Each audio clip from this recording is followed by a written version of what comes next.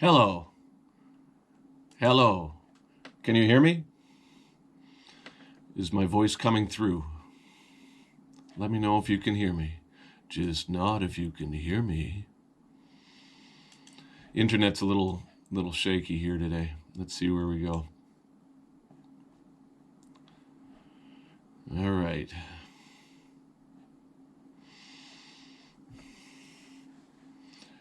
Yarp. Someone says yarp. I can hear you. All right. Happy New Year. Hey everybody. How you doing? How's your days going? How are your New Year's resolutions going? What have you decided to do that is different than what you did last year? Well, it's interesting because here there's so much that has been on hold for so long, and I just don't think that world's going to wait anymore. So all of a sudden, I've been besieged with things that I need to start thinking about, touring wise, album wise, live stream wise, all sorts of things going on, and I'm feeling inspired with that Moth project that I've been working on for the past 5 years. And so I've been hitting that as well, but it also has a lot to do with kind of setting up this new space for myself too, like computer wise and everything, right? So it's been a very eventful few days. But I guess the funny thing is over the holidays as well, we had a big snowstorm in Vancouver, which is unusual as well because we haven't had snow like that in maybe a decade. And I just crashed, man. I just stopped. It was like the year was just so intense that it just kind of hit me in the back of the head, and I just stopped for a few days, which was uncharacteristic and quite delightful, to be honest. All right. So today, my thought originally was that I was going to start showing you a bunch of things that I'm working on for the live stream and for things like that. But my interfaces that I'm trying to get to communicate with each other are not doing so. So I'll take this moment here just to sort of do a hang again and just sort of see how everybody's doing and see if, where you're at. If anybody's got any questions or anything like that, let me know, because I am here to talk to you. And then from there, I can start pontificating about the things that I pontificate about. Well, in fact, let me just start by saying, this is where I'm going to be going. Okay, the video's skipping badly, but probably your internet. Give me a second here. I'm going to switch internet. 2 seconds. See if this works. All right, let's see. And we're back. Is that any better? Let's see if that works. Let's see.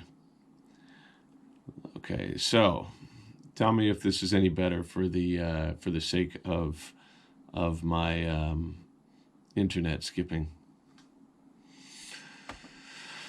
Yeah, good afternoon.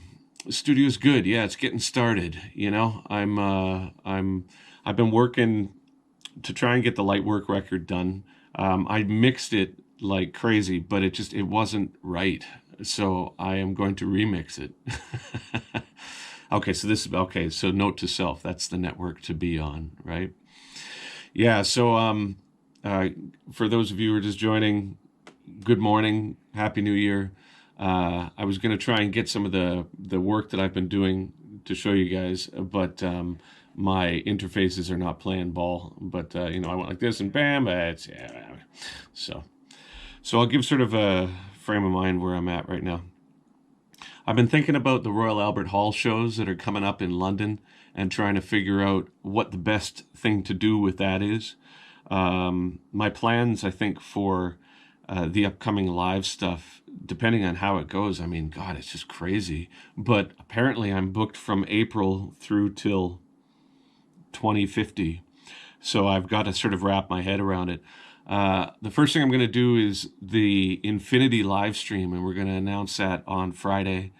And from there, I will start thinking about what I'm going to be doing for the Royal Albert shows and for the Dream Theater run and for all the festivals in the summer, if they go, which I'm sure they will to some degree, right? So let's see. Let me look at what we got going on. Sorry, I'm just trying to wrap my head around the day. Hey, Dev, your man in South Wales who is arranging Why now. Very good. Hello, everyone. Hi, Devin. Can you hum what you've been working on? Let me just see. I can grab a guitar in a moment, and I can show you some of the ideas that I've had. And, I could show you some of the things that I've got going on my phone, too. I had a couple of ideas in the middle of the night over the past few days that I am looking forward to actualizing, but I don't know how well they're going to work. Let's see. Let's see what this one is. Starry days, starry days, starry days, starry days, starry nights, starry days. Yeah, so that was one of my middle of the night ideas the other day. Let's see. And what are some of the other things I've been working on? I've got a bunch of there's things I just record in the middle of the night. Let's see. This one is...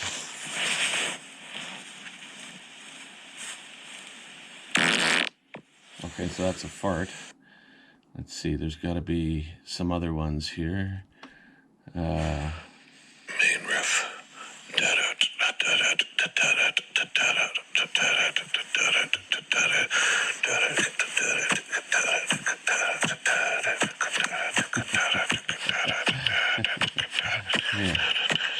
Yeah, so there's that idea.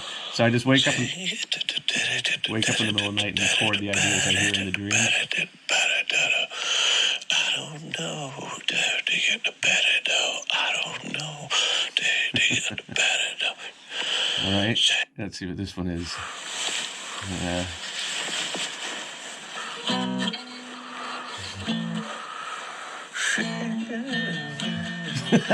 Release as is. I've been writing a lot of things. Someone says Dream Theater tour when? I think that starts, it's in Europe. It starts in mid-April, I believe. Let's see, more fart sounds. Someone says I'm so into it. Inception of a fart. What app do you use to record? It's called Voice Recorder. Let's see. It's that one there, Voice Recorder. And no, it's just I just basically have the phone on silent when I'm sleeping. But if I have an idea in the middle of the night, I wake up and I just hit voice recorder. I've got a guitar right beside me as well, and I like the amount of songs that I've written that way is, well, frankly, many, like Effervescent, all these songs that you're sort of in your dreams. I'm sure if you're a musician, you might have had that experience where while you're sleeping, you've got like some melody rolling through your dreams and you wake up and you just try and capture it. And so that's what I do. And the ways that I record these, although they sound kind of Cro-Magnon when I'm playing them for you, I understand what it is I'm trying to put across, right? I'll say main riff, and this is where the snare goes, and this is the kind of idea. Are either the Royal Albert Hall performances going to be filmed? I would imagine so. Like, the idea is, with those Royal Albert shows, is to sort of reintroduce what I'm doing, but in a real sort of grand sense. So I'm just working now on putting together the set and how it's going to come together and what songs it's going to be and what sort of performance it's going to be. And both nights are going to be a different set and a different experience. And will they be filmed? Most likely. I think I enjoy having those sort of documents of things, specifically ones that we put all that energy into, right? Baking bread and listening to late night inspiration from Dev. Yeah. Well, I've got a good leash on where I'm at mentally. I spent the holiday just kind of trying to get my focus back, because it was, it's like a long year and everything was so chaotic that I really tried to recalibrate myself so I could get back into it. And exercising frequently again was really important, and eating properly again, and all these things that had kind of fallen by the wayside with the amount of things that had happened over the past year. So, hi, Devin, love you and digging your V-neck energy. Yes, I bought 10 of these at, I think, Target or Old Navy, because they were $6 each. But if V-neck is a thing, then that's me, man. My V-neck. Am I? Oh, I see. 2 seconds.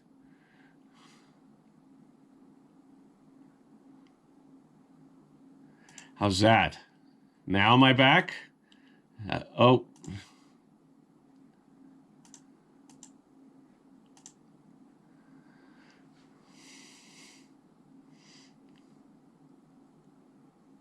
There we go. Now can you see me? Geico ad works. How's that? Am I back? Can you see me? Am I here? Am I here? Yes, aliens did it. Yeah, internet has been brutal here. So one of the things that's on my list to sort of take care of this week is getting my internet sped up a touch. But here, hey. So yes, I was just answering your light work question.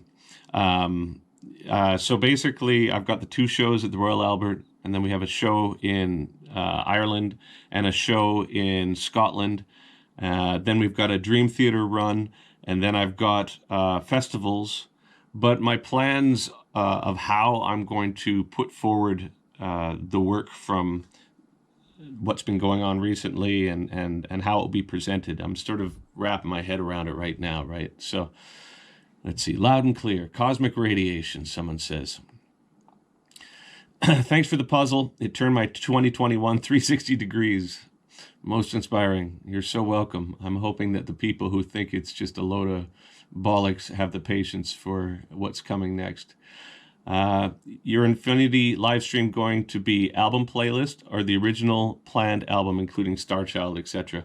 My plan was to do the original album for the Infinity stream. So we're announcing that on Friday. And the idea is to do potentially Star Child, Sit in the Mountain, all these things as well. So I've been sort of taking the time to, same thing that happened with Ocean Machine. I lost those tapes so long ago that in order to play it live and to do it in its entirety, I have to recreate it from scratch. So I've been sort of doing that too, right? The Welsh are being left out in so many tours now. It's a shame. We did Empath at Mono Valley in Wales, so there's that. And I remember years ago going to the Folly Farm in Tenby, and Wales will always have a place in my heart for the goat-centric few days that I spent in Tenby. All right. Says, looking forward to start making ambient music like your improv puzzle snuggle. Any advice on gear to get started? Under $1,000? Yeah, I mean, for ambient music, for me, I've got it set up in a kind of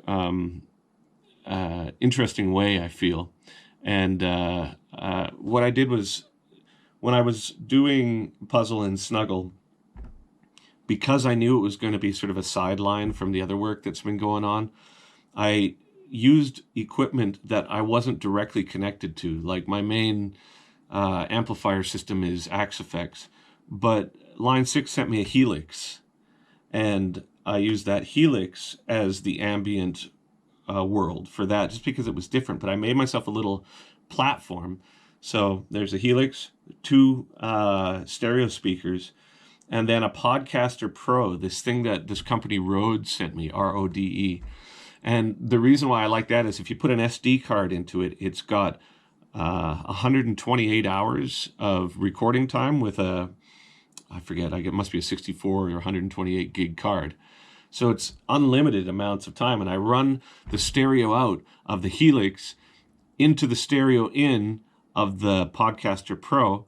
And I've got an iPad set up to do remote switching for the Helix.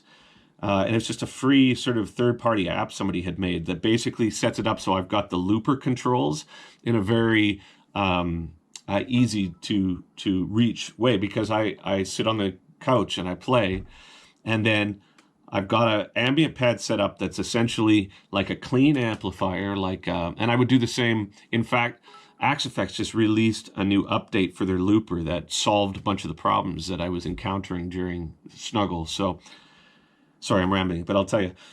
So the clean patch is essentially, what would be the best way to describe it?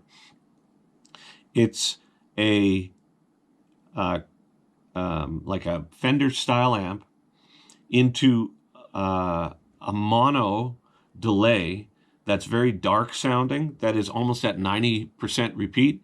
And then I run that into a 10-second reverb. And then I run that into a stereo delay that's at like 80% reverb, almost like a ping pong sort of thing. And then I run that into another reverb. And I have an auto swell in the beginning of it. So an auto swell is basically, it's like a volume patch that when you pluck the strings on the guitar, the attack isn't like right away, it sort of fades in. It's like having like a volume pedal that you fade in. And with that, this company Kiesel sent me a headless guitar, which is super small, so I can like sort of sit on the couch and play. And then I would just sort of pluck these sounds while watching TV. And then when I had a loop go, I would hit record on the road, and I would record this, it's like a good quality feed of that loop onto my SD card. And then when I went to assemble, I would take the SD card, put it in my computer, and then I just have tons and tons of jams that I was doing. And then I would take those jams and I just arrange them into ways that seemed logical, like maybe this chord worked well into this one and this worked into that. And then maybe I could cut it up and then take sections of that would go elsewhere and whatever. And then once I had like an hour-long ambient kind of vibe that I was working on, then I would start to extrapolate from those sections things that seem melodically interesting. Like maybe I would find that in a loop there was a melodic idea that had some sort of percussive element. Maybe I struck the strings harder than in another part, and you would get this sort of like ten, ten, ten, ten, ten, ten, ten, ten, ten, and then I was like, okay, well that becomes a drum part, and then I would send that to Morgan and say, can you listen to that delay, and then replicate that kind of vibe. So go dun dun dun dun dun dun dun dun dun dun. And at first it was difficult because it was free time. There was no tempo. Then what I had to do is, so I did the drums in 3 or 4 different sections. I would have that where he was playing to something that was like an arbitrary tempo. And then I would take that section and I'd cut it, and then I'd erase everything else in that, and I would call that, Hammerhead or whatever that section ended up being. And then I would cut those transients on the delay and on the drums, and then I would make a tempo map out of that I could then, I might have to like fix it, I might have to stretch some parts or move some things, but then by the end of it I would have a session that was that one part that was to a grid that then I could send to other players and say, okay, it's 128 beats per minute, here's the melodic ideas, here's where the rhythmic components play into it. And then I did that, 50 different sections. And then by the end of it, it was about trying to find the transitions, right? So I'm talking a lot. All right, so let's see. Greetings from Finland. Well, greetings from Vancouver. Can you tell us why you like the frameless guitars? I'm also thinking about buying one. Well, here, I'll show you. I'll show you the reason I like these frameless guitars. 2 seconds.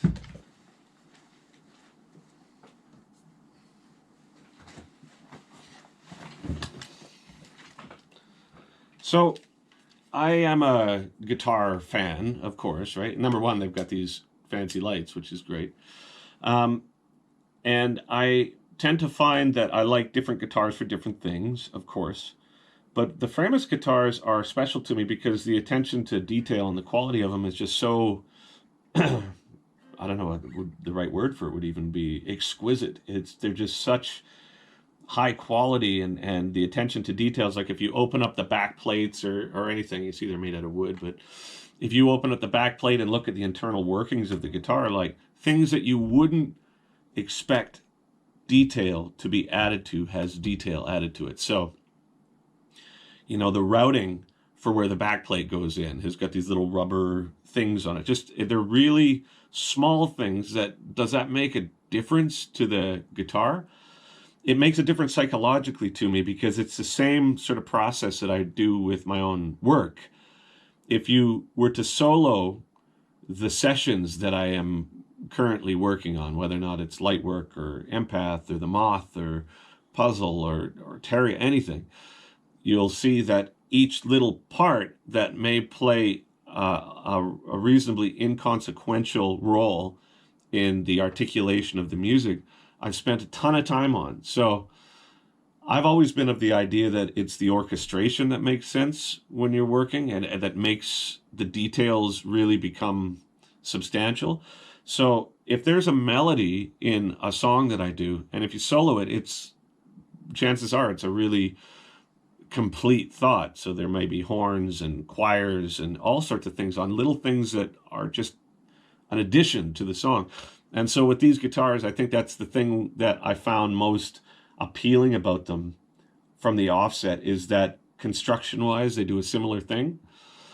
And so, yeah, I think they're absolutely amazing guitars. And I've been working with a couple other things. Kiesel sent me these headless ones that I really enjoyed. And this, the Aristides thing I've been using a lot too, the Telly that they sent, which is, like, check this thing out. It's pretty sweet.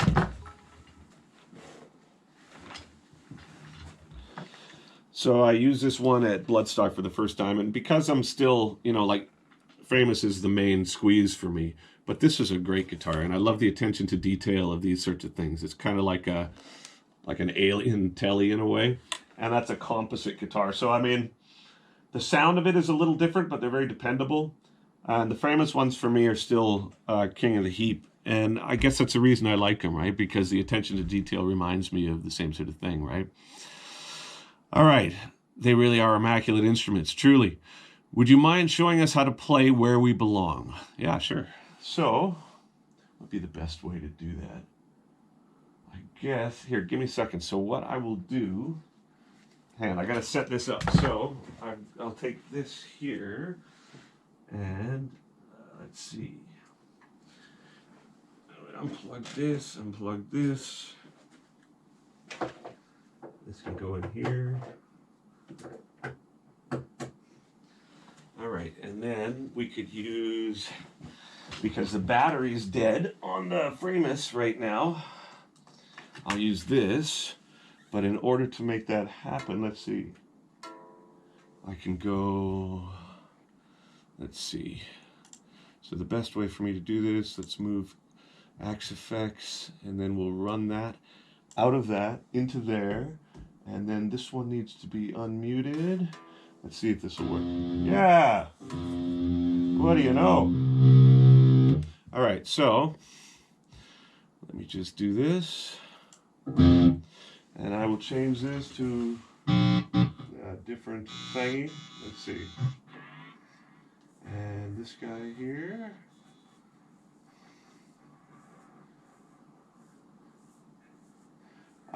In my attempts to try and solve technical problems here, because as anybody who's working in a new place would agree, like, it's the amount of technical things that are required to fix in a new studio is crazy, right? All right, let's see if I can make this work here for you. God, nothing's working today. What a pain in the ass. I'll just play it like this. All right.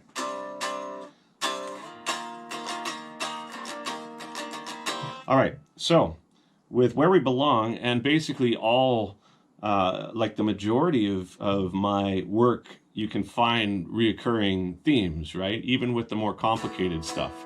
And let's see. So basically, if you're in open C, so it's C, G, C, G, C, E, just a big C major chord, which is, again, 90% of my materials in that, or it's in B, which is just a half step down, or what have you, right? If you play like a normal power chord, like you would play in standard, which is just, for example, if you were on the 5th fret on the 2nd string, it'd be like 5, 7, 7, right? But in this tuning, it gives you this kind of suspended sound, right? So, Where We Belong starts, it's basically 2 chords, right? So it's that first one, 0, 5, 7, 7, 0, 0. And then the second chord is the exact same position, but you move it up to 8. Right? Right? And then the second part of that would be 8-10-8, then 8-10-7, then 8-10 open, right? So it goes.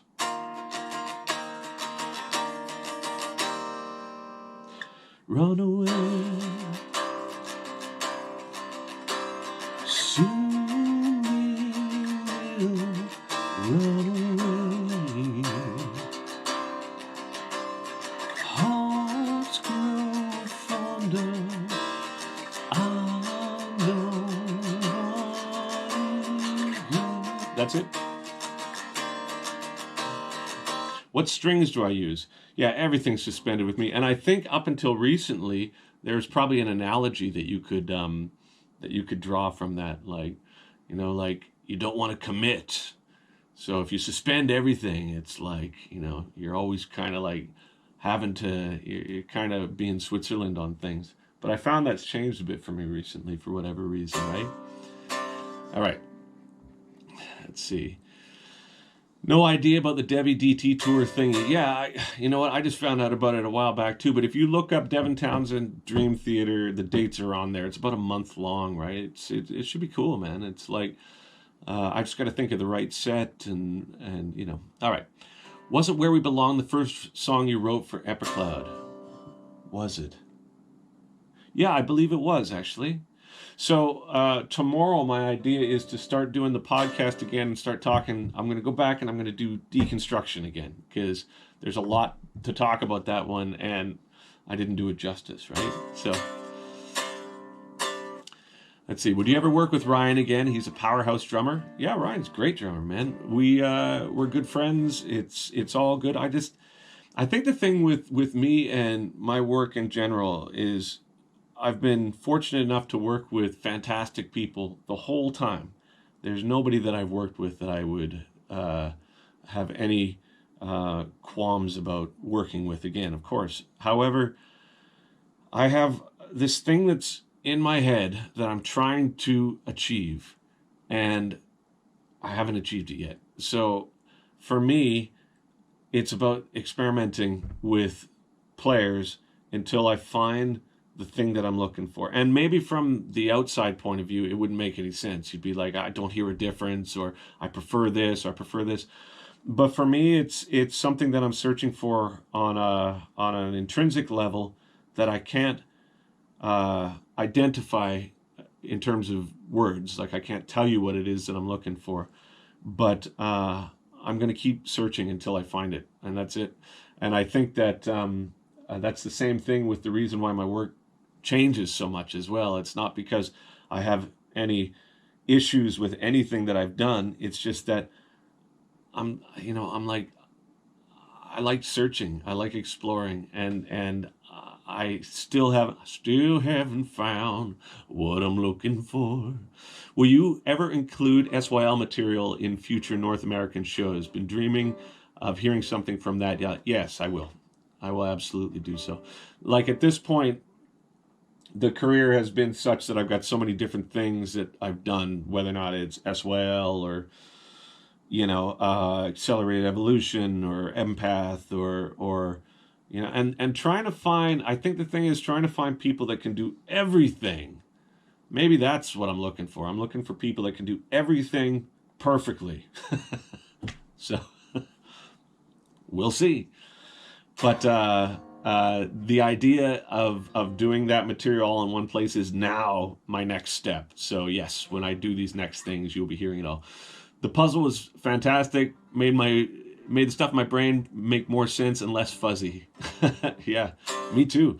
I was really apprehensive about releasing that because I knew that there was going to be people that were just not going to enjoy it, right? Like a lot of times, the things that I struggle with on a career level is that I'll do something because I feel compelled to do it, like maybe an album full of songs, like legitimate songs. But then once I've done that, I don't feel compelled to do that next.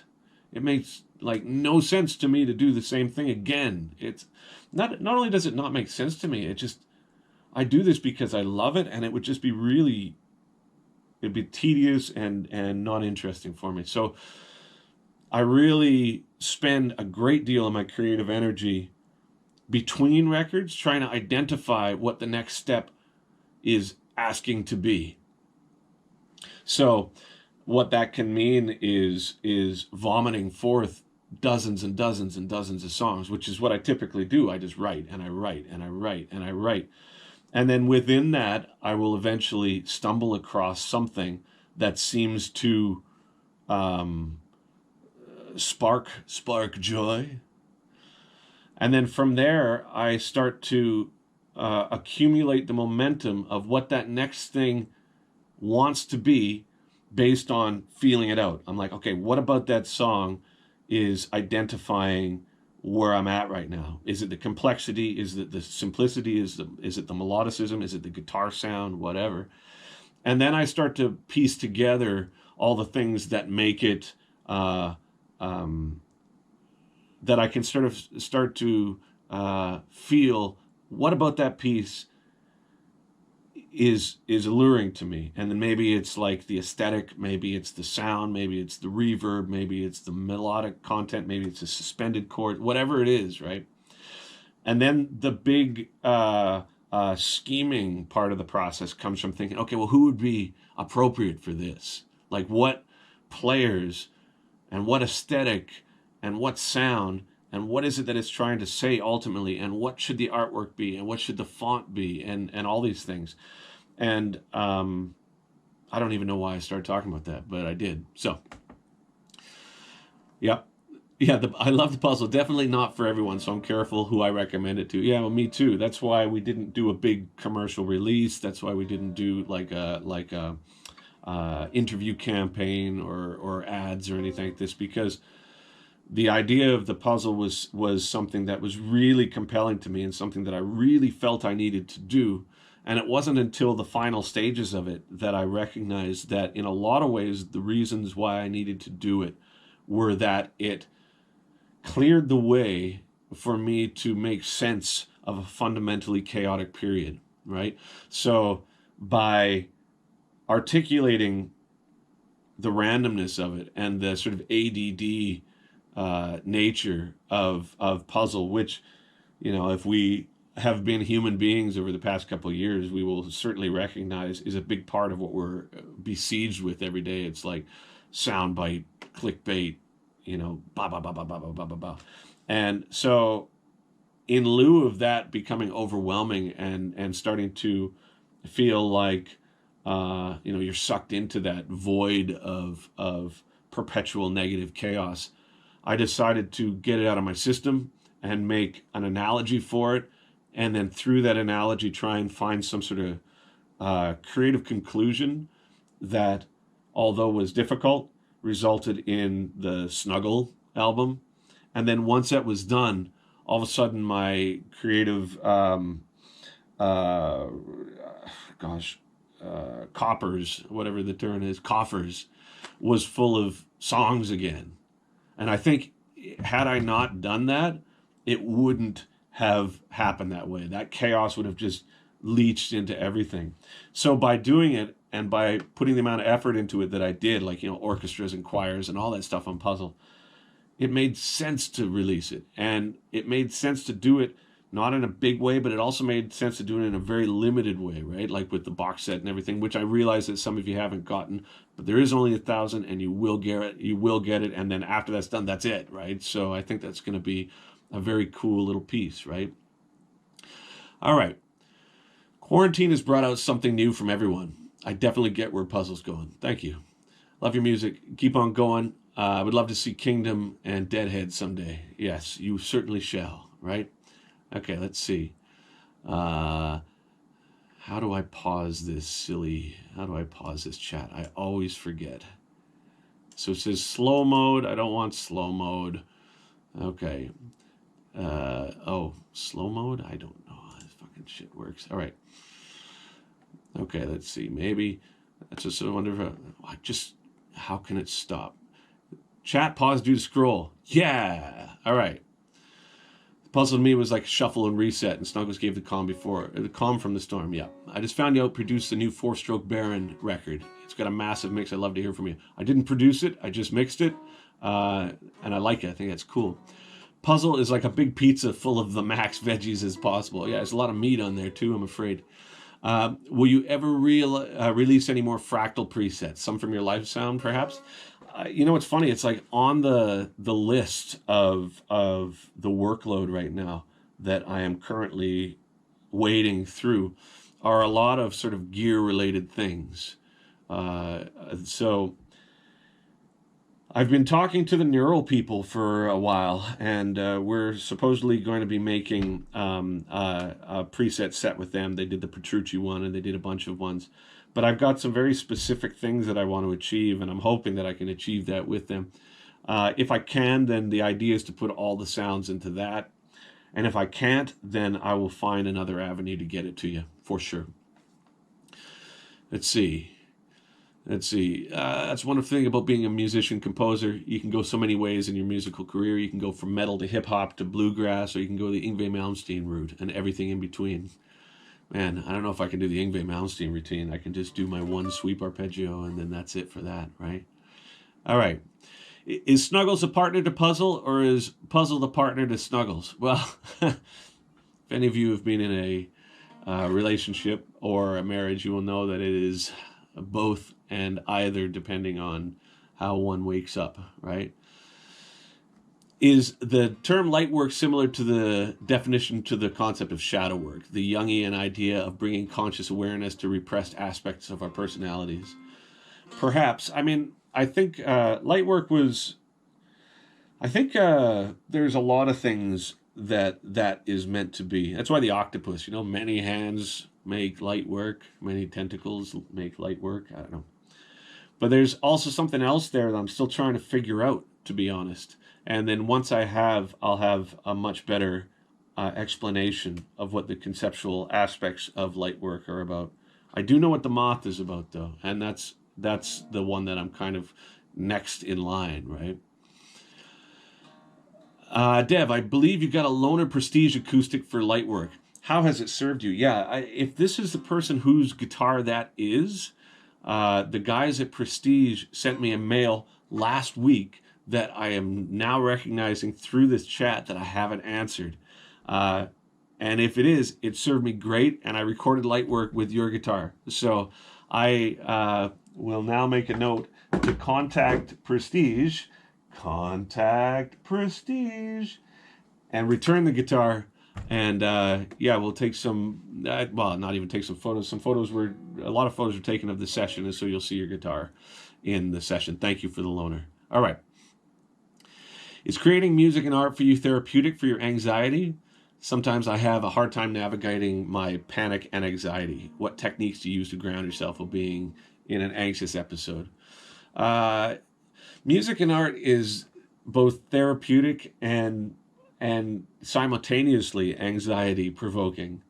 There's aspects of it that I find super therapeutic, you know, and it's usually the creation period. There's this moment of inspiration that comes. Like maybe you're able to identify through one of the songs you've written that thing that seems to identify where your mind is at, right? So, you know, I can't think of an example. I remember, well, as an example, sure, as a practical example, on the Strapping album, The New Black, there was a song that goes,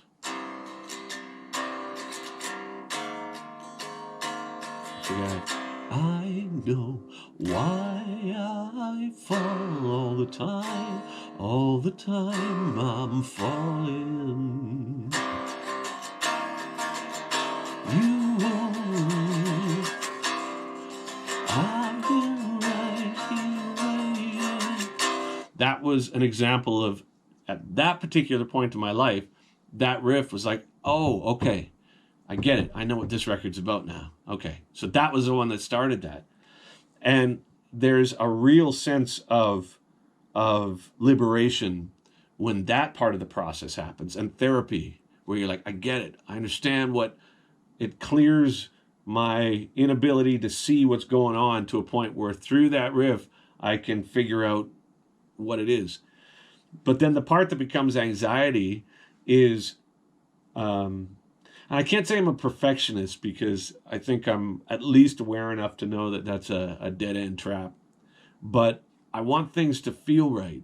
So there's a way that it can feel right, and there's a million ways that it can't. And so the anxiety comes from trying to strip it away and figure out, okay, what about this is wrong? Not what about it is right. Once you've got that inspiration out, it's like, what about this is wrong? And then trying to carve it out so by the end of it you're able to let it go to some degree. And that part is a lot of anxiety. How I contend with life anxiety is meditation and exercise. I guess that's the best thing I can prescribe. But also, I mean, man, I'm a gong show. I think a lot of the problem with like the whole idea of meditation is it's also hand in hand with all the sort of BS spiritual stuff that goes along with so much of that stuff. And I've always loved reading up on those things. I love reading up on religions and things like that. I mean, it's an interest of mine. But I mean, meditation in a sense is not separate from that, but separate from that, because for me, I get stressed, I overthink, I get anxious. So having a practice that allows me to consciously kind of just focus on breathing rather than stressing, it helps. It certainly helps. All right. Let's see. More questions for you, eh? Okay. Polyphony, let's go. Yeah. Woo. All right. Happy New Year, Ziltoid. Yes. Yes. Indeed. Hey, Dev, any info when Devolution 3 is coming, and is it the Halloween show?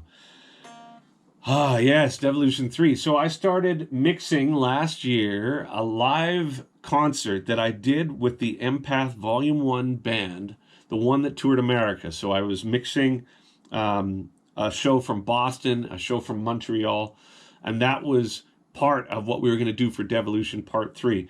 But I think what has started to happen, and hence the reason for me taking the last couple of weeks to just try and get myself refocused, is there's so many things, right? There's Devolution, there's the upcoming streams, there's the tours, there's light work, there's puzzle, there's the chaos of life, all these sorts of things. And it's very easy for me to lose track of what needs to be dealt with. So my process right now is about getting myself focused so I can look at what is remaining to finish, to deal with, and keeping in mind that I really love writing. Like if I didn't have to think about anything else, I would just sit here and write them off, right, until it was done. But all these projects, part and parcel of being able to get them going, is the ability to finish them. And that's a thing where a lot of people on a creative level, I think, falter. It's really easy to say, okay, I'm going to do the moth, and it's going to be this oops, man, it's going to be this metaphor for this or whatever. Or it's going to be a musical, or it's going to have choirs and all sorts of things. But then you just sort of forget about it, right? But for me, the biggest thing is when I do get these ideas, it's like following them through and finishing them is really important to me. So all these things that are currently on my plate, including Devolution 3, I'm taking maybe another 2 or 3 days to kind of settle, drink some more tea. I can't recommend that Genmatcha tea enough. Love it. I go through so much of it that I'm just a constant urinating mess.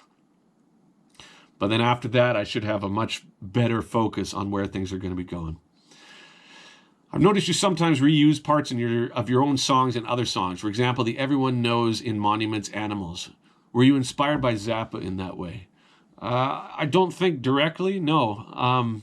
The reason I reuse parts and reuse songs is regrettably a lot more embarrassing, in that I feel like there's certain amounts of energy in riffs, and there's certain amounts of energy in songs, and sometimes it's not used up for me. Sometimes I'll be working on an idea and I'll record it and I'll get it out. But then it hasn't left me. And if it hasn't left me, that means that there's something there that typically I feel can be applied to different areas. There's one thing. And on the other hand, is I may do a demo that has an idea in it that I then, cannibalize and put into a song that I release. But then when it comes time to release a bonus track, I'll simply release that demo. So it may appear like it's appearing in different places, but one was just an unrefined version of the other, right? All right, let's see where we're at here. Someone asked, where's my cup of coffee? Yes. It's upstairs, sir. Feel free to run up into your kitchen and get it. Devin, I heard you talking about a new Royal Albert Hall show. When is this and what kind of show will it be? So when is it? Here, I'm going to find this out. Check this out. Bam. All right, so... there's me being all like, yeah. So, there. April 16th and 17th. That's me going. Right? What is that show going to be? Part of my workload for this week is regaining control over all the disparate aspects of my life that are currently floating in the ether, right? There's so many things that are unfinished and need my attention. And I'm almost there. I think I've got a good 70% of that under control. But over the next couple of days, I'm going to have that, hopefully, all under control. And at that point, I can start to wrap my head around what that show will or will not be. All right, so I want this guitar to hold. Here's my one to hold, eh? All right, so we got, yes, the moth, yes, all right. Do you like learning about different religions for how they live or how they view the afterlife? It's just an interest for me, I guess. When I was younger, and I think like many of us, you'll have moments of spiritual significance or awakenings or what have you. And years ago, I remember going through the whole infinity period. There was a lot of things I was like, oh, it's just so awesome. It's just so mysterious, the universe, and it's like psychedelic experiences and all those sorts of things were like hugely important to me. And they all kind of, all religions and everything sort of have these similar sorts of things as like an undercurrent. But I really resent the idea that it's like, but ours is the right one, and ours is the right one, ours is right. I mean, personally, I just think as humans, I certainly don't know, but I enjoy it.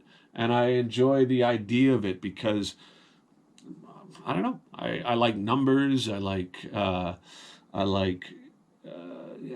music, I like things that sort of demonstrate some sort of pattern, the golden ratios or Fibonacci sequence. And it's not because, I know about it. I find it interesting. And so that's it, right? All right. I just wanted to let you know how much the album Key helps me reflect on the different versions of myself, how they battle and resolve, and really grapple with my neurosis. I'm sure that album is forgotten, often forgotten, but it really speaks to me. So thank you. Oh, you're welcome. What's interesting is I think back to all these projects that I've been fortunate enough to be able to actualize. Now that I'm working on Infinity for the Infinity stream, I'm having to sort of relive it in a sense, and there's really an awareness of how much effort went into it at the time. Like how much those records were like, well, that was your trip. That was your whole world, man. Like City, that was your whole world. And Key, that was your whole world. Key was super important to me because we had, I quit strapping and we'd had a kid, and it was like a whole new life in a way. And so much of what Key was about was fear of myself. I was afraid of my own darkness, I guess, in a sense. But it took that whole process of deconstruction and ghost and everything to recognize that it doesn't make any sense to fear yourself, but it makes a lot of sense to know yourself, because as human beings, of course, we've got that darkness, but that doesn't necessarily mean you need to act on it. It doesn't necessarily mean that you are a slave to these things.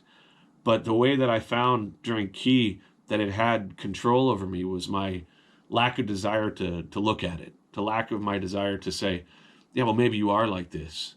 Maybe you can construct this image of yourself publicly or professionally that can go in any direction that you choose to spin it, and you put Photoshop on you or whatever. But ultimately, you are what you are, right? So that's what Key was about, and it was that was a big record for me, because breaking through that barrier so I could then do Addicted and then do Deconstruction and onward was essential. Same way as Puzzle in a lot of ways, right? All right, let's see where we're at. All right. How do you play 7-string stuff on that Frameless? Trying to learn Skeksis on the Les Paul. Well, when the lockdown, the pandemic, and we came off a tour, when all that happened, all my guitars are all over the world now, right? So I don't have a ton of guitars, but I've got like the guitars that I use. I think I've got 3 of these, and I've got a 7-string version, and they're I don't know where they are. I think some of them are in LA, some of them are in Nashville, some of them are in London, some of them are in Australia. Like, they're all over the place. So for the 7-string stuff, you see this guitar there? I'm pointing here. This one, that Les Paul looking thing. What I did with that one is I strung it up. It's a 6-string, but I strung it up with the 7-string set and just left off the high string, and then used that one as a 7-string now, right? So let's see where we're at. And so the tuning for that, someone asks, is low G, C, G, C, G, C. So it's just fifths the whole way, right? So it's basically these with like a lower one, right? All right. I remember you recommending that T on Charismatic Voices channel. Oh, yeah, and Elizabeth and her friends ended up singing on Lightwork because of that interview that I did with them, which was nice. They did a couple little parts there, right? Luminary experiences. Every culture has them. Yeah, absolutely. And I think luminary experiences are like unbelievably valuable to the species, right? So, I mean, I think the problem is, again, going back to that whole sort of thing, is I tend to explore things musically or philosophically or whatever, and just to sort of see how they make me feel. And then from that, I can kind of say, okay, that works for me and that doesn't. And, this makes sense and this doesn't, and whatever. And my process of figuring things out on a philosophical level or a musical level are really about exploration. It's got very little to do with this is my thing, this is my trip, I'm Devin and I'm the guy that, likes tea or whatever. It's just, this is where I'm at, this is what I'm interested in right now. Here's a project about me going really far into it. And then from that, at the end, I'm like, oh, okay, I learned this next, right? I like that. Would you be interested to have a guitar tuning overview documentary of your back catalog? I've made one for you if you want. Yeah, sure. Put it up on YouTube, and I'd love to see it. I mean, since the very first album, since Punky Brewster even, right? I was in Open Sea, right? And I got that from a Led Zeppelin album, Led Zeppelin 3. And since that time, I've got like the Kawaii tuning, which is actually really interesting. Here, I'll show you this here. Because I put this guitar in Kawaii tuning. And the way that I found some of these other tunings to be so important to me is that the guitar was out of tune, and then I just picked it up, and it was in...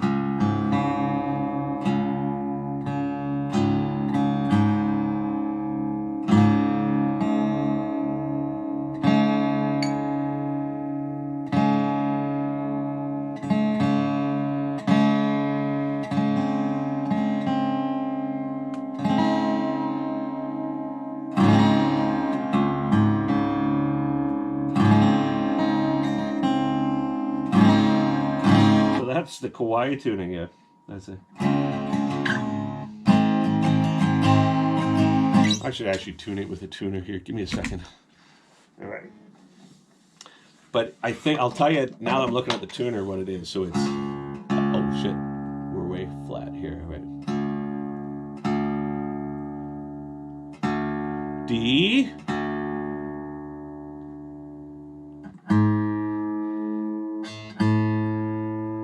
A. D.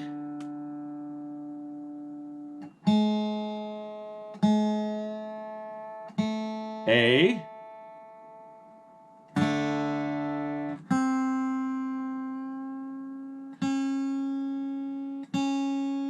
C sharp, which I guess is D flat. E.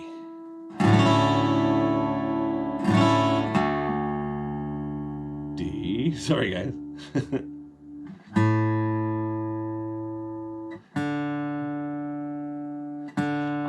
The funny thing about the kawaii tuning is the strings are rolling. The funny thing about the kawaii tuning is I sent an email to myself years ago, and the head, the header of the email is just kawaii tuning, and I always have to find it to remember what the tuning was. Freedom, you and me. We lost our world. She lost him. Right? This has got the squirrely true temperament frets on it. This is not a distortion by the camera. Freedom, you and me.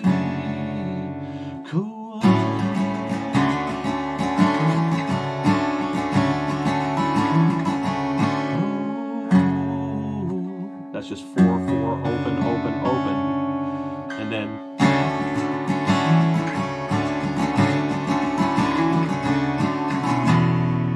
2/2 open, open, open. Right? That's it. And then that suspended chord that I always use, except in this tuning, it does that, right? Arrival, new arrival, cool.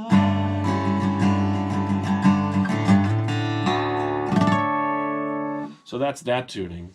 And a lot of like AAA or which is what the Physicist record was written in, which will be the stream after Infinity, will be Physicist, was I had a guitar that I had knocked over, and it was out of tune, and I just ended up writing a record on that. So there's that. All right. Let's see. What mathematical concept or areas do you find the most interesting? Well, I'll preface any of my interest in these things in saying that I like to read, or I like to, entertainment has become so weird lately. I forget where, clearly, but somewhere along the line, entertainment became doom scrolling through Twitter or, watching all sorts of, people putting on makeup on Instagram or something, it's ugh. So I do like reading. I do like philosophy or religion or mathematics or cosmology or any of these things, or science, or and it's not because I feel like that's a proclivity that I have, or there's some definite reason why it interests me. It's just that's what I do. I like things that I find interesting, so I just randomly search things out that I think are interesting. Is great. The book that I'm reading on mathematics right now, which is really cool, is called Quadrivium, and it's an interesting sort of overview on this person's perspectives on what the numbers, what they are, and what they're, and it's more of like an artistic viewpoint on it, and I think it's great, right? Okay, so let's just see. You're welcome regarding Spirits Will Collide. Infinity was someone says Infinity was a good album. Infinity was a crazy time, man. Holy crap. Going back and recreating those songs now, I realize it's just like, I remember just the whole thing. I was like, I was going to wear white and going to be naked all the time. gonna weird out all my friends. Well, objective reached. Okay, so solar winds. Oh yeah, so somebody says that's a very interesting question, by the way. I think it's, I released speaking of key, I released a song key called Synchronicity Freaks, and that was a term that I heard that I used to think was interesting too, and that was in reference to people that would say, okay, well, because there's synchronicity between these things, then it all means something, right? And for me, I mean, I don't fucking know, right? Like, I just think it's interesting. I'd rather read about philosophy or religion or mathematics or something. I'd rather read that than, watch Instagram influencers, I mean, hey, doesn't necessarily mean that there's a greater meaning for me. I enjoy it, right? And I write about it too. All right. What instrument do you wish you could play? Bonus points if it's a weird one. Well, for Christmas this year, I got one of those hand drums, one of those like hippie drums. And it'd be nice if I could do more with it than just go doing, doing, doing, doing, doing. But I think that there's enough on my plate right now that might take a little while. Oh, I got a tambour. So when I went to India a couple years back, I spent like 3 weeks there, and I always wanted a tambour because it reminds me of, like, in a sense, it's like the function is like, in a really abstract way, it's like a bass guitar, where it's just this drone that you can sort of zone out on, and then, the sitar players who really know how to play can rip over top of it. So I got myself a tambour. I've actually got two of them now. One of them is made out of a gourd I got for $100, and the other one I got in India, and they sent it back for me, which is great. But if you look it up, it's spelled Tanpur, and it's basically just 4 strings that have different patterns, and you can set the intervals so they do different things. And I love that instrument. Strangely, it's maybe not the most technically demanding instrument, but to do it right, I think, like anything, it requires. So for the Infinity Stream, are you sticking with the original arrangement of Truth, or doing the Transcendence version instead? I think I'm going to do like somewhere in between, because I like the orchestration for the Transcendence version. I like some of the drum flourishes that we did on the Transcendence version, and I like the tempo of the Transcendence version. When I listen to the Infinity version, it's so fast that I find that my favorite part of that, to play that stuff. And let me just see here. I think this is worth showing as well. 2 seconds. So, and excuse me just for a second here. I also have to answer an email. No, okay, right.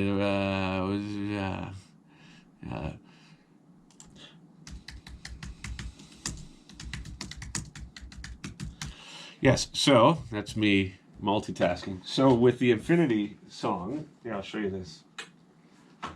The guitar part for Truth is really interesting in my mind. I think it's a really cool part, right? But let's see. Let's see if the old computers here are going to, and let me just do this, 2 seconds.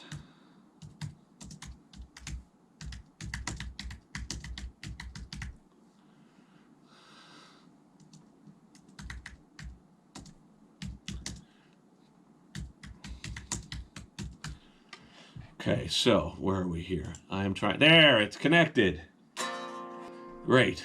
So now I can go to my actual setting here, and I can play some guitar for y'all. Let's see. So we're going to call this one, there we go. And then we go like this. Okay, and then this one here, let's see. GP sound.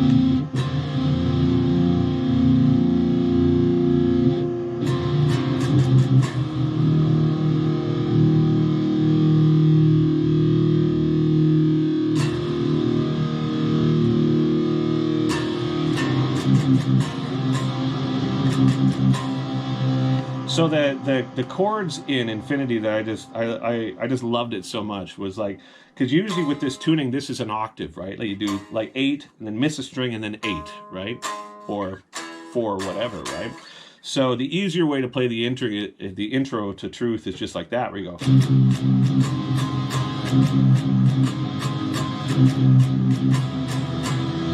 But how it's supposed to go is actually the octave spread out like this, right? So you don't have that sort of flubby thing between the strings. So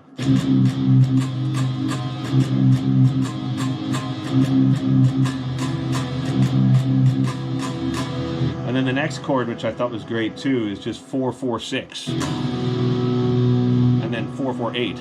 Oh, 4 4 4 4 9. So.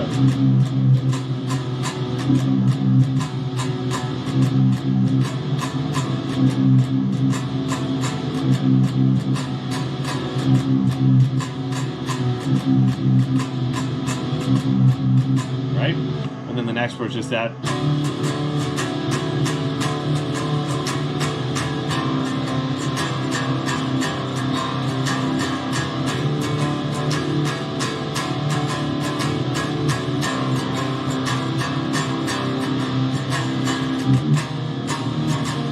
And so the reason why I'm kind of moving more towards the tempo of the Transcendence one is I love that sort of like there's that sort of like the chunky thing that happens with it.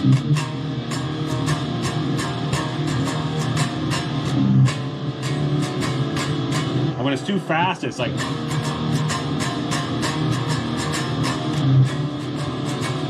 I don't know. It's just, maybe I'm just slowing down. All right, so let's see where we're at here. Couple more questions. With feather. Someone talk about feather. What is...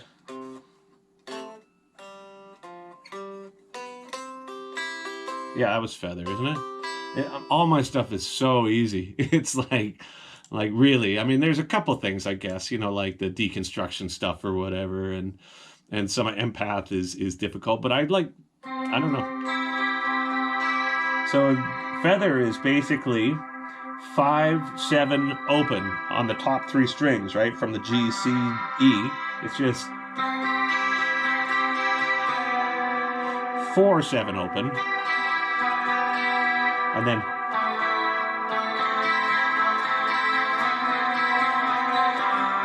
that's just 2 open, open, 2 open, open, 4 open, open, right?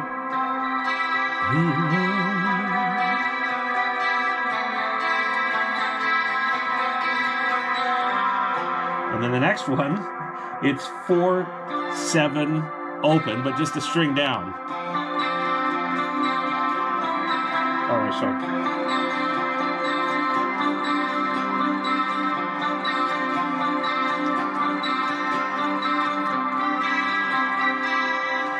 I mean, I just like the simple parts. I don't know, I guess, right? Can you talk about your relationship currently with Inside Out? You talked briefly about them on the Physicist podcast, and I'm really interested in their role in the prog scene. Well, so Inside Out, when I met them through Philippe, who was the main dude at Hard Rock magazine in France. And at that time, I had been working with a couple... I'm back! Does that make any sense? Let's see if this works. The record company didn't want us to know the truth. Yeah. F5, por favor. So is F5 something I'm supposed to hit? I don't know. Let's see. F5? No, that does something else. All right. Now let's see. We're back. No. Okay. Female butts, someone says. All right. You can see me? Everybody all good? Okay. All right. There we go. All right. So, yeah, so I met Thomas, and he was like, his whole thing is less about making huge amounts of money and more about making awesome product, and I just love that. So we got together. We've been together for 20 some odd years. Every relationship hits roadblocks every now and then, but we are good friends and we've overcome all of them. And now we're working on light work together.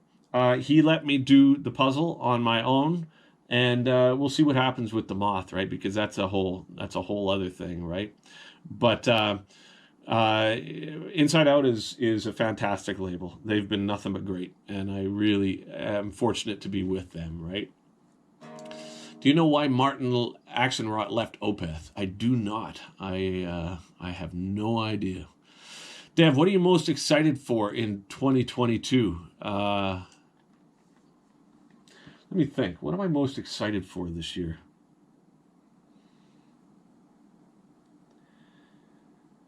I don't know.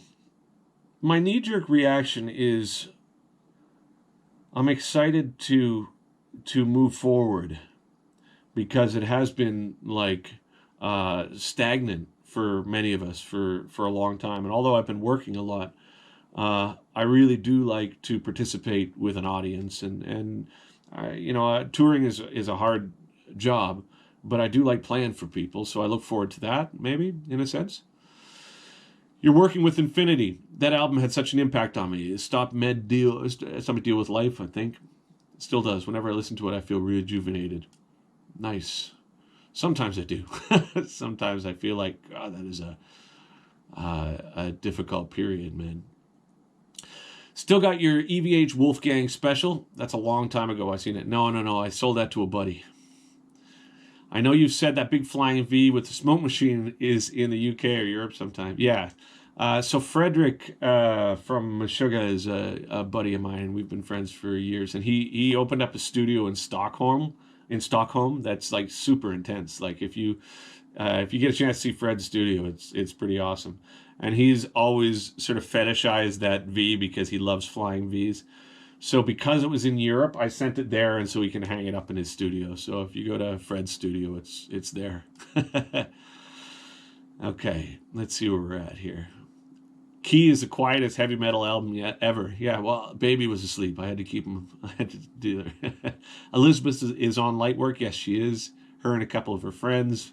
Good evening to you too, Lisa Samex. God, this is far back in the chat. Sorry. Let's see where we're at. Can't wait for the Physicist stream. A bunch of great songs on that album. Yeah, Physicist stream will be a good one. But at the same time, that's a hell of an album to sing. Like, right now, I'm working on getting my voice back together because I really want to be the best that I can be when I start singing again, or when I start touring again. So I'm working on getting my voice back together. So hopefully by the time I get to the Physicist stream, I'll be able to pull that off without the hitch. Time is it? 1:17. All right, a little bit more here. What's up with the frets on that acoustic? All right, so that's true temperament tuning. So what it is, if you look it up, and I'm going to talk about it as if I know what the hell I'm talking about, and I don't. But the concept of it is that fundamentally the intonation on a guitar, it's like it was made as an imperfect instrument, right? So have you ever noticed like where you're playing an E chord and then an A chord and then a D chord? And of course I'm in my stupid tuning here, so I can't. But you notice that where you can get one of them in tune. You know, you get your E perfectly in tune, but then when you go to your A, it's out of tune. And then you go to your D and it's a gong show or whatever, right? So the idea with the true temperament frets is that it compensates for that. So in theory, you can play an E, an A, and a D, and everywhere up the neck, like perfectly in tune. And you add that to the Evertune, and in theory, you've got this perfectly tuned instrument. So there's a couple things about it. People say, can you bend on it? Yeah, you can absolutely bend on it. In fact, the frets don't feel weird, even though they look weird. It's like you don't really notice it at all, right? I think if you're going to do it with a band, everybody would have to be on true temperament, or else you're going to be out of tune with each other.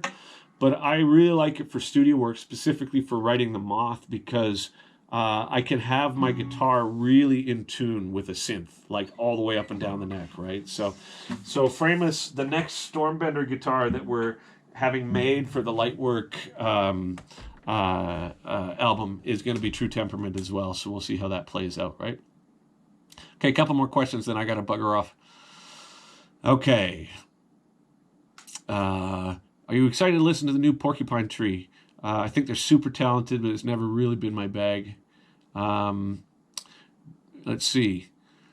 Playing open tunings feels so freeing. Yeah, me too, man. I love it. Let's see. I love the concept of gurus or teachers in life, whether it be directly or through observation of persons that aspire to be more conscious human beings. Um, yeah, me too, to a sense, but I really like the idea of, I don't know. I mean, it's like, I think it's important to, again, like explore things, but then make your own mind up on it too, right? Because I think a lot of times, I know for myself that when I'm in a really crazy and like unbalanced frame of mind, I'm looking for people to like tell me things, right?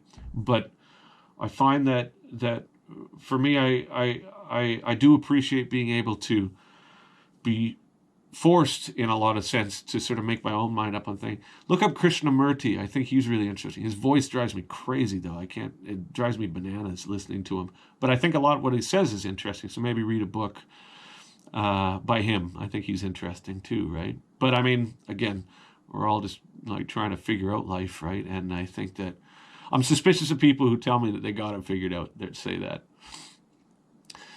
Speaking of the way back when records, the assorted demos, took me a while to get that pun. Bam! Another bass humor. Had so many fantastic songs that were never used later. How come? Well, I guess a lot of times what happens is a certain period of creative work yields a lot of different avenues that can be explored, right? So, Red Tomorrow or Promise or any of these songs that were very much a part of that period of my life, I was interested enough in them to get them out of my system, but then at a certain point, either they didn't have enough in common with the theme that I was working through, or I simply lost interest in them conceptually.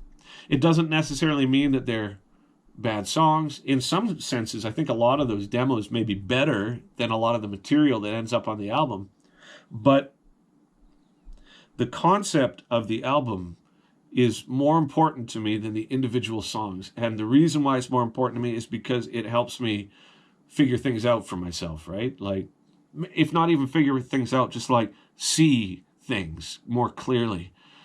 I think the process of learning how to be really truthful with myself, hence, truth or what have you, has been there since the very beginning. And I think that if I can give myself any credit for anything, I'm not afraid necessarily to make mistakes, right? So I make a lot of mistakes. I'll do things that are, afterwards I'll be like, well, that's, I didn't need to do that, or I'm glad I know, but maybe let's not do that again, or whatever, right? So that's the reason why those songs tends to go, right? Devin writes out of tune songs and gets away with it. Yeah, absolutely. I love things being out of tune. Like just the, I not so out of tune that it's like, wow, it's totally out of tune. But that's what I loved about like, Jimi Hendrix or KK Downing or any of those things. I was never a Hendrix fan, really, but I was a fan of the people that were fans of his, right? And a lot of what they did was they did these microtonal sort of blues bends that were just, you put enough echo on it and it makes everything sound out of whack for a while. And there's something about that I think is really intriguing, because you can create such a vibe with music, right? By choosing certain notes at certain times or transitioning from one chord to another. What that does ultimately, if you're in control of it, is you're saying, okay, well, I'm choosing to make this emotional experience for people. Like by doing this into this, by having this chord with this, by having this reverb resonate over that chord, for having this vocal double that guitar, it's like it does something to me. When I hear it, I'm like, oh, I like this, or like, oh, I like that, or oh, it's so great, or it makes you angry, or whatever. So a lot of times I like consciously being out of tune, because it makes me feel a certain way. It's like, oh man. And then when you resolve it, if you go dead into tune, then the juxtaposition between the two is super rewarding sometimes for me. I'll do 2 more questions. Let's see. Entertainment can't be a sole thing anymore. It has to be a constant stream of content. there's that for sure. I think that that offers opportunities too, especially for selfishly for someone like myself. If I'm able to constantly talk about what I'm doing, then I have a much better insight into it. And if there's people that have any degree of interest in that, it saves my buddies from me going, right? But reading is really cool. I think that that's a forgotten thing. It's such an interesting thing to turn the screen off and read a book. It's like a really unique experience. And there's so much content out there that you can be interested, right? Someone says, will Gene be on the physicist stream? I'm not even through the Infinity one. Love Physicist, Material particularly. That song just washes over me and it's so euphoric. Love the Complex of Jupiter too. I really like that album. I would really like... See, part of my hope by redoing the albums is I've got like new versions of the album. Like I can show drummers the parts based on having redone them with digital or with the bass parts or whatever. And eventually I would love to be able to like re-record a lot of this material. So maybe that'll offer me an opportunity because there's a lot there that I like too. Okay, let's see.